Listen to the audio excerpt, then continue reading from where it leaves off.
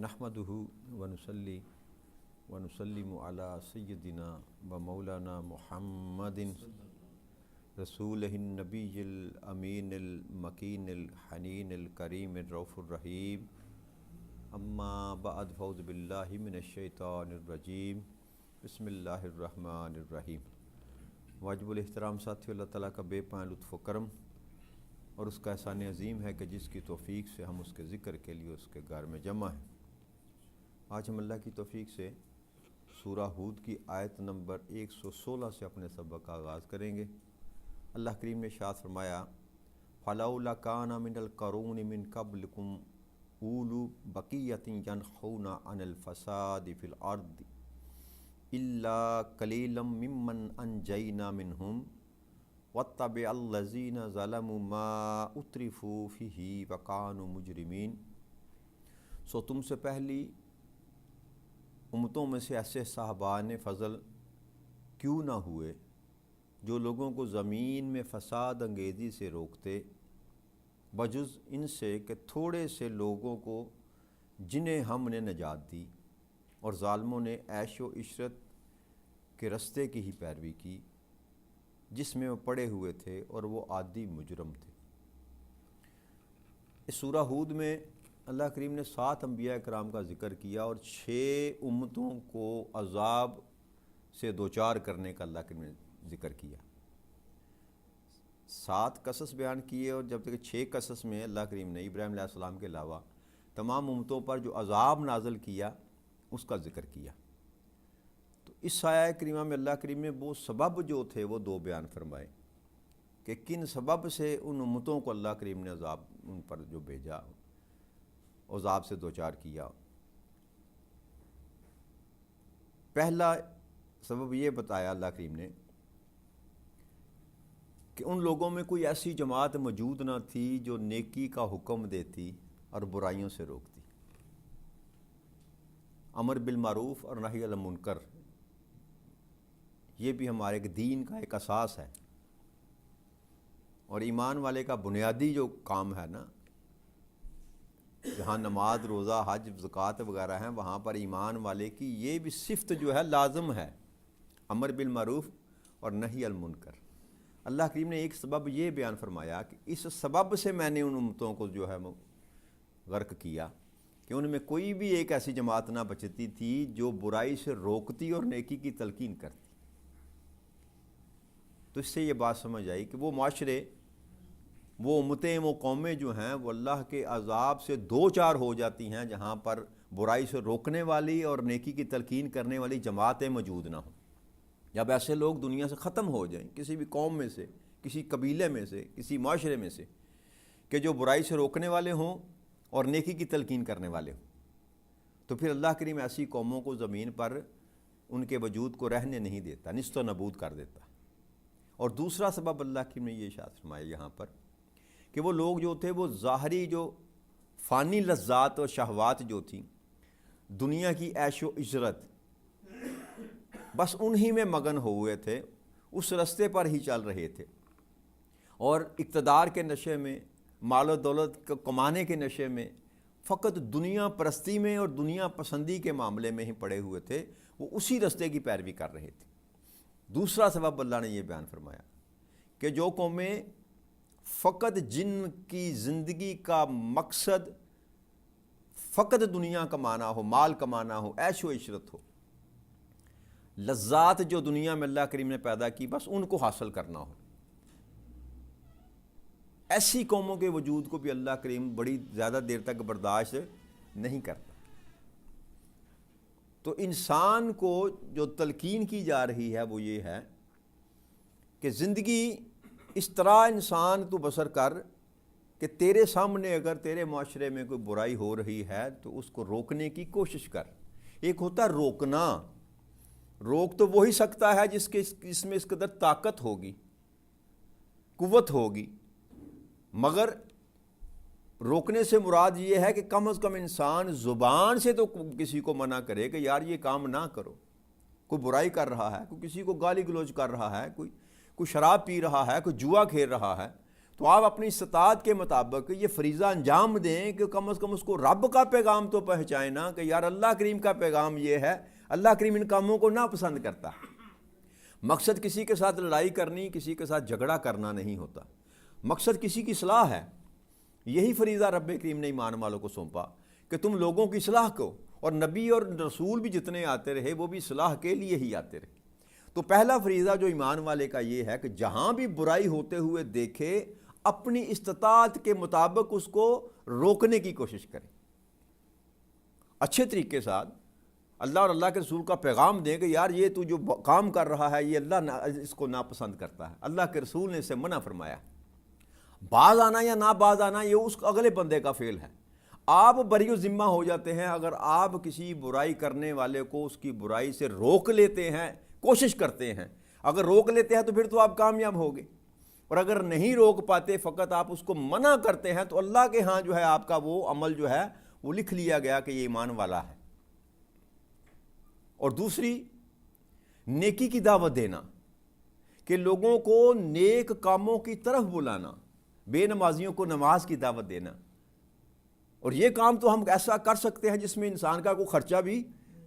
ماں سے 2-4 لمحات انسان کے زندگی کے ایسے ہیں، سمجھ لیں کہ آپ کے وہ صرف ہو جائیں گے، کہ کسی کے کندھے پر آپ ہاتھ رکھیں اور اس کو کہیں دوست ہے، بھائی ہے، عزیز ہے، تعلقدار ہے، کاروبار اکٹھا کرتا ہے، بازار میں آپ کی دکان کے ساتھ دکان والا ہے، آپ کے ساتھ ہم مجلس ہے، کہ مجلس میں بیٹھا ہوا ہے، کسی ہوٹل پہ آپ بیٹھے ہوئے ہیں، کسی جگہ پر بھی بیٹھے ہوئے ہیں، تو یہ بھی ایمان والے کی ذمہ داری ہے کہ وہ جہاں پر بھی ہو وہاں پر اچھائی کا حکم دے، نیکی کی تلقین کرے، حسن سلوک کرنا لوگوں کے ساتھ، فحش گوئی سے کلام نہ کرنا، کسی کو گالی گلوچ نہ کرنا، اور جو برائیاں رب کریم نے قرآن کریم میں جن کو جا بجا منع فرمایا، منکرات جس کو کہا جاتا ہے، صغیرہ ہوں یا کبیرہ ہوں، شراب نہ پینا، جوا کھیلنا، اس طرح کی اور جو معاشرتی برائیاں جن کو ہم کہتے ہیں نا چھوٹی چھوٹی، ان کے متعلق تبلیغ کرنا، لوگوں کو اچھائی کی طرف دعوت دینا، یہ بھی ایمان والے کا فریضہ ہے۔ اور اللہ نے یہ بتا دیا کہ اگر یہ قوم میں سے کوئی ایسی جماعت وجود نہ رکھتی ہو جو برائی سے روکے اور اچھائی کی دعوت دے، تو پھر ایسی قوموں پر میں عذاب مسلط کر دیا کرتا۔ تو سمجھ یہ بات آئی کہ نیکی کا حکم دینا اور برائی سے روکنا جو ہے یہ اللہ کی رحمت اور اللہ کا فضل حاصل کرنے کے لیے ضروری ہے، اور اس کے عذاب سے دور رہنے کے لیے ضروری۔ امت محمدیہ میں ہر وقت ایک جماعت ایسی ہونی چاہیے جو لوگوں کو اچھائی کی طرف بلائے اور برائی سے روکنے کی کوشش کرے۔ پھر اللہ کی ارشاد فرمایا ما کان ربک لیخلق القرى بظلم واہلھا مصلحون، اور آپ کا رب ایسا نہیں ہے کہ وہ بستیوں کو ظلماً ہلاک کر دے، در آہاں کے اس کے باشندے نیکوکار ہوں۔ تو یہاں اللہ کی یہ بتا رہا ہے کہ آپ کا رب جو ہے وہ ایسا نہیں ہے کہ ظلماً ہلاک کر ڈالے لوگوں کو۔ اب یاد رکھیے کہ ظلم کا کیا ہے۔ ظلم میں نے جیسے پہلے بھی آپ سے کئی دفعہ عرض کی کہ حق جو ہے کسی کا کسی دوسرے کو دے دینا، سمپل اگر اس کی تعریف کی جائے نا ظلم سمجھنے کے لیے، کہ حق کسی کا تھا وہ کسی کو دے دیا، اس کو ظلم کہتے ہیں۔ اور یاد رکھیے عبادت کا حق جو ہے وہ رب کریم کے سوا کسی اور کا نہیں ہے، اسی لیے اللہ کے سوا کسی اور کو معبود بنانا اس کو بھی ظلم کہا گیا۔ اور سورہ لقمان میں اللہ کریم نے فرمایا کہ ان الشرک لظلم العظیم، کہ شرک جو ہے وہ سب سے بڑا ظلم ہے۔ عذاب کن لوگوں پر مسلط کرتا ہے؟ ان لوگوں پر اللہ کریم عذاب مسلط کرتا ہے جو اس کی مخلوق پر ظلم کرتے ہیں، انسانیت پر ظلم کرتے ہیں۔ جب معاشرے میں لوگوں پر ظلم کیا جاتا ہے، لوگوں کی حق تلفی کی جاتی ہے، لوگوں کے معاملات میں اللہ اور اللہ کے رسول کے احکامات کے خلاف کام کیا جاتا ہے، تو تب جا کر رب کریم ایسی قوموں کو جو ہے تباہ و برباد کر دیتا ہے۔ تو اللہ فرماتا ہے کہ جس بستی میں نیکوکار موجود ہوں ان بستیوں کو میں تباہ و برباد نہیں کرتا۔ وہ جو اوپر حکم دیا نا اللہ کریم نے کہ پچھلی قوموں کو اس لیے اللہ کے میں برباد کیا کہ ان میں نیکوکار موجود نہ تھے، اور نیکوکاروں کی جو میں نے آپ کو عرض کی نا ایمان کی نشانیوں میں سے نشانی، تو نیکوکار وہی ہیں جو نیکی کی طرف بلاتے ہیں اور برائی سے روکتے ہیں۔ تو جہاں جس بستی میں، جس مقام پر، جس قبیلے میں، جس امت میں ایسے لوگ موجود ہوں گے نیکوکار، جن کو اللہ کریم کہہ رہا ہے مصلحون، اصلاح کرنے والے، لوگوں کو نیکی کی دعوت دینے والے، برائیوں سے روکنے والے، اللہ فرماتا ہے ایسی بستیوں کو میں ہلاک نہیں کرتا۔ وَلَوْ شَاءَ رَبُّكَ لِجَعَلَ النَّاسَ أُمَّةً وَاحِدَةً وَلَا يَزَالُونَ مُخْتَلِفِينَ، اور اگر آپ کا رب چاہتا تو تمام لوگوں کو ایک ہی امت بنا دیتا، اور اب یہ لوگ ہمیشہ اختلاف کرتے رہیں گے۔ تو اللہ یہ بتا رہا ہے کہ اگر میں چاہتا، میں کرنا چاہتا تو میں اس بات پر قدرت رکھتا تھا کہ ساری کی ساری جو مخلوق ہے اس کو ایک ہی امت بنا دیتا۔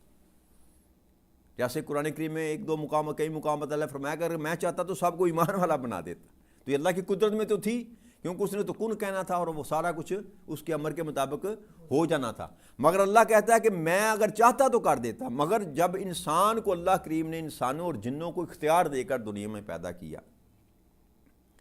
وہ اسی سبب سے جو اختیار دیا گیا اس سبب سے انسان کا سزا اور جزا کا سارا معاملہ چلے گا۔ تو اللہ نے فرمایا کہ یہ مذہب کا اختیار کرنا، نیک اعمال کرنا یا بد اعمال کرنا یا مذہب کو اختیار نہ کرنا، یہ کلیتاً اللہ کریم نے انسانوں کو اور جنوں کو آزادی دے رکھی۔ دو مخلوقات ہیں دنیا میں، ایک انسان اور ایک جن، جن کو اللہ نے یہ اختیار دے رکھا ہے کہ وہ مذہب کی طرف آ جائیں تب بھی، نہ آئیں تب بھی، اچھا کام کریں تب بھی، برا کام کریں تب بھی، وہ ان کو اللہ کریم نے اختیار دے رکھا۔ تو اللہ فرماتا ہے کہ وہ ہمیشہ اختلاف کرتے رہیں گے، کہ اختلاف جو کرنا ہے نا، یاد رکھیے گا یہ بھی انسان کی نفسیاتی صفت ہے، چونکہ ہر انسان جو ہے اس کی سوچ ایک اپنی ہے، اس کی ذہن کی اپروچ ایک اپنی ہے، اس کا نقطہ نظر جدا ہے، سوچنے کا انداز ایک جدا ہے۔ اس وجہ سے اختلاف جو ہے وہ پہلے دن سے لے کر قیامت تک یہ اختلاف چلتا رہے گا۔ مگر اختلاف جو ہے اس ایک حد تک جا کر اختلاف جائز رہتا ہے، اور ایک حد سے اوپر جب چلا جاتا ہے وہی اختلاف جو ہے وہ ناجائز ہو جاتا ہے۔ یعنی کہ اگر آپ وہ مسلمات جو ہیں اللہ اور اللہ کے رسول نے جو ان کو نازل کیا، جو اصول اللہ کریم نے قرآن کریم میں بیان فرمائے، ان پر اختلاف کرنا کلیتاً حرام ہے، ناجائز ہے اور حرام ہے۔ مگر اس سے نیچے جو فروعی معاملات ہیں، جیسے نبی اکرم صلی اللہ علیہ وسلم کی ایک حدیث مبارک ہے نا، آپ نے فرمایا کہ سابقہ قومیں جو تھیں ان میں 72 فرقے تھے اور میری امت میں 73 فرقے ہوں گے۔ تو فرقوں کا وجود ہونا یہ برائی نہیں ہے، اصل ہے کہ کون سا فرقہ جو ہے وہ اللہ اور اللہ کے رسول کے دین کی طرف ہے۔ اختلاف ہونا اسی سے فرقے بنتے ہیں نا۔ مگر آپ دیکھیں نا، پر 4 یا 6 یا 10 بندے اگر بیٹھے ہوئے کسی بات پر آپ گفتگو کرتے ہیں، تو اب ضروری نہیں کہ 10 بندے جو ہم آپ کی بات کو تسلیم کر لیں، ان میں سے کسی اور 2-4 کی رائے ہو سکتی ہے، وہ علیحدہ فرقہ یعنی کہ وہ علیحدہ جماعت ہوگی جنہوں نے آپ کی بات سے اختلاف کیا۔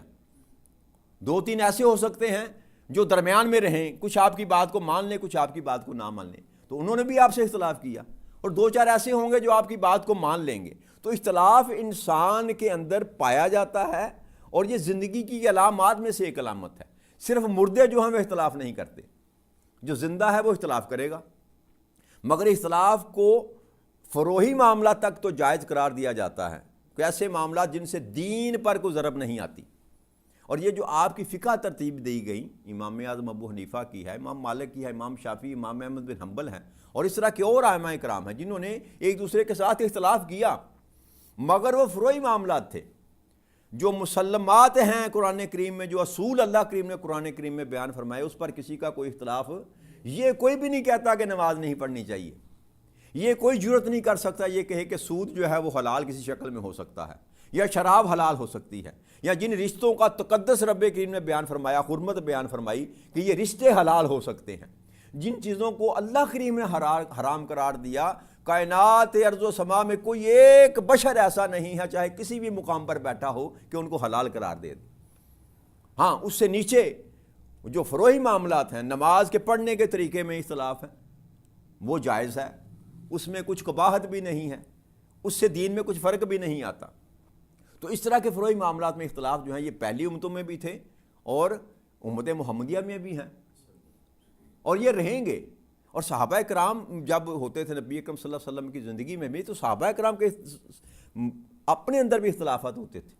مگر اختلافات جو ہوتے تھے نا وہ سوچ کے ہوتے تھے، بحث میں ہوتے تھے، اللہ کے احکامات میں اختلاف کوئی نہ تھا۔ بھائی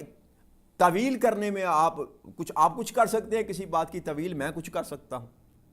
مگر یہ ہے کہ یہ بات جو ہے کہ اللہ نے جس بات پر سند کر دی، مہر لگا دی، اس پر کوئی اختلاف نہ جائز ہے نہ حلال کو کر سکتا ہے، وہ حرام ہے، مطلقاً حرام۔ اور اس پر یہ کوئی بندہ بھی ایسا نہیں ہے 1400-1500 صدیوں میں آپ کو ایسا ملے گا کہ جس نے ان معاملات میں آ کر اختلاف کیا ہو جن کو اللہ نے سند کے ساتھ کہہ دیا کہ یہ بس ختم، یہ اللہ اور اللہ کے رسول کا حکم ہو گیا کہ یہ آپ کے لیے حلال ہے اور یہ آپ کے لیے حرام ہے، بس بات ختم ہو گئی۔ تو باقی اختلاف وہ چلتا رہتا ہے۔ الا من رحم ربک ولذالک خلقہم وتمت کلمات ربک لأملأن جہنم الجنۃ والناس اجمعین، سوائے اس شخص کے جس پر آپ کا رب رحم فرمائے، اسی لیے اس نے انہیں پیدا فرمایا اور آپ کے رب کا فرمان پورا ہو چکا، بے شک میں دوزخ کو جنوں اور انسانوں میں سے ضرور بھر دوں گا۔ اب اللہ فرماتا ہے کہ یہ لوگ جو ہیں، کسی کو میں جبراً ایمان والا نہیں بناتا، کسی کو جبراً میں جو ہے ایک امت نہیں بناتا،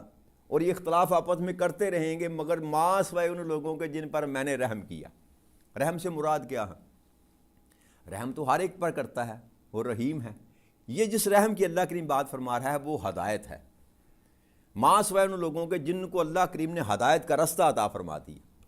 جن کو سمجھ اور سوچ عطا فرما دی کہ صحیح کیا ہے اور غلط کیا ہے، وہ لوگ اختلاف میں نہیں پڑیں گے، وہ لوگ تفرقے کا باعث نہیں بنیں گے۔ تو اللہ فرماتا ہے کہ، اور پھر دوسری بات اللہ نے فرمائی کہ میں نے اسی لیے ان کو پیدا فرمایا کہ ان سے میں دوزخ کو بھر دوں، انسانوں اور جنوں کو۔ تو جب یہ بات اللہ کریم اس طرح کی کرتا ہے قرآن کریم میں کہ وہ جنت میں پھینکنا یا جہنم میں پھینکنا، تو یہ بات ذہن میں رکھیے گا کہ یہ اللہ کے علم کی بات ہے، وہ جو اس نے رقم کر رکھا ہے، جو اللہ فرما رہا ہے کہ میں نے پیدا ہی اس لیے کیا۔ اس کا مطلب یہ نہیں کہ اس نے پیدا ہی برائی کے لیے کیا، نہ، یہ بات نہیں۔ اللہ کے علم میں تھا کہ جب میں اس کو انسان کو یا جن کو پیدا کروں گا اور اس کو میں اختیار دوں گا تو یہ اپنے اختیار سے یہ برائی کی طرف جائے گا یا اچھائی کی طرف جائے گا، یہ اپنے اختیار سے دین کو قبول کرے گا یا کفر پر ہی رہے گا، یہ اپنے اختیار سے میری عبادت کرے گا یا شرک کرے گا۔ یہ اللہ کے علم میں پہلے سے ہی تھا، اس سبب سے اللہ کے علم میں وہ رقم کر دیا۔ تو جب وہ رقم ہے اللہ کے ہاں، یہ پہلے ہی جو نا ان کے لوگوں کی تعداد، جتنے ارب لوگ جو ہیں جہنم میں ہوں گے یا کتنے ارب لوگ ہیں وہ جنت میں ہوں گے، اللہ کے ہاں یہ لکھا جا چکا ہے۔ یہ اللہ کے علم کی بات ہے، یہ اللہ کے علم کی بات ہے۔ اس سے ہرگز یہ مطلب نہیں لیا جا سکتا کہ انسان ہو یا جن ہو، اللہ کریم نے جس کو پیدا ہی دوزخ کے لیے کیا ہے، اس میں پھر اس انسان کا کیا قصور ہے؟ نہ، اللہ نے جو اختیار دیا اس اختیار کے سبب انسان جو ہے وہ جہنم کا فیصلہ کرتا ہے یا جنت کا فیصلہ کرتا ہے۔ پھر اللہ نے ارشاد فرمایا وَقُلْ لَا نُقْصُ عَلَيْكَ مِنْ أَنْبَاءِ الرُّسُلِ مَا نُصِبْتُ بِهِ فَعُودَاكَ وَجَاءَكَ فِي هَذَا الْحَقُّ وَمَوْعِظَةٌ وَذِكْرٌ لِّلْمُؤْمِنِينَ، اور ہم نے رسولوں کی خبروں میں سے سب حالات آپ کو سنا رہے ہیں، اس لیے جس سے ہم آپ کے قلب اطہر کو تقویت دیتے ہیں، اور آپ کے پاس اس میں حق اور نصیحت آئی اور اہل ایمان کے لیے عبرت و یاد دہانی آئی۔ تو اللہ فرما رہا ہے کہ میرے محبوب، ہم جو آپ کو سابقہ نبیوں اور رسولوں کی خبریں دے رہے ہیں، یہ اس وجہ سے سنا رہے ہیں کہ آپ کے قلب اطہر کو تقویت ملے۔ کہ جب کوئی مصیبت یا پریشانی انسان پر آتی ہے نا، اگر ایک انسان پر آئے تو اس کو پریشانی زیادہ ہوتی ہے، اور جب اجتماعی طور پر دیکھے کہ وہ بھی اسی پریشانی میں مبتلا ہے، وہ بھی اسی پریشانی میں مبتلا ہے، وہ بھی اسی پریشانی میں مبتلا ہے، تو پھر پریشانی کا لیول جو ہے انسان کا، وہ کہتا ہے میں اکیلا ہی نہیں ہوں۔ ایسا ہی ہے نا نفسیاتی طور پر۔ اب رب کریم نے یہ سارے قصص جو بیان کرنے کے بعد تاجدار کائنات صلی اللہ علیہ وسلم کی امت کو، نبی اکرم صلی اللہ علیہ وآلہ وسلم کو فرمایا کہ یہ میں آپ کے قلب اطہر کے لیے تقویت دینے کے لیے یہ سارے قصص بیان کیے۔ کیا میرے محبوب فقط آپ ہی نہیں ہیں جو ستائے گئے ہیں، فقط آپ ہی نہیں ہیں جن کی تکذیب کی گئی ہے،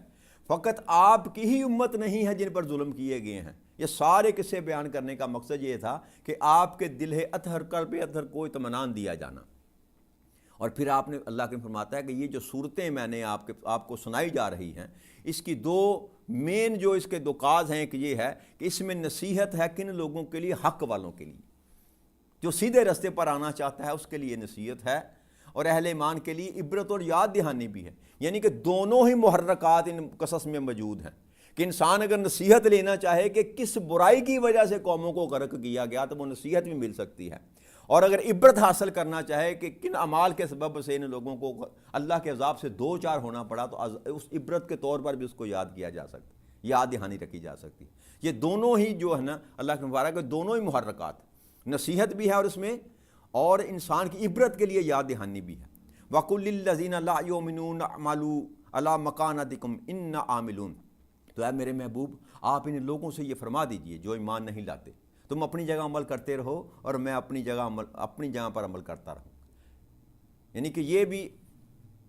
کہ اگر آپ کسی کو دعوت دیتے ہیں، تبلیغ کرتے ہیں، نیکی کی دعوت دیتے ہیں، تو اگر وہ حد درجہ پر آ کر وہ آپ سے مخاصمت پر اتر آتا ہے اور آپ کی بات کو تسلیم نہیں کرتا، جیسے ہمارے معاشرے میں تو ہم بہ جا تو ایڈا وڈا صوفی، نہیں کسی کو آپ نیکی کی دعوت دینا تو وہ آپ کو ٹیچ کرنے کی کوشش کرے گا۔ تو دین کیا سکھاتا ہے؟ اللہ کریم کیا سکھا رہا ہے کہ آپ ان سے کہہ دیں اچھا بھائی ٹھیک ہے تم اپنی جگہ عمل کرتے رہو، میں تو اپنی جگہ پر عمل کرتا رہوں گا، کہ جو مجھ کو اللہ کریم نے توفیق دی ہے میں اس کے مطابق عمل پیرا ہوں، تو اپنے عمل کو اپنے مطابق کرتا رہا۔ یہ آخری حل ہے، یہ آخری حد ہے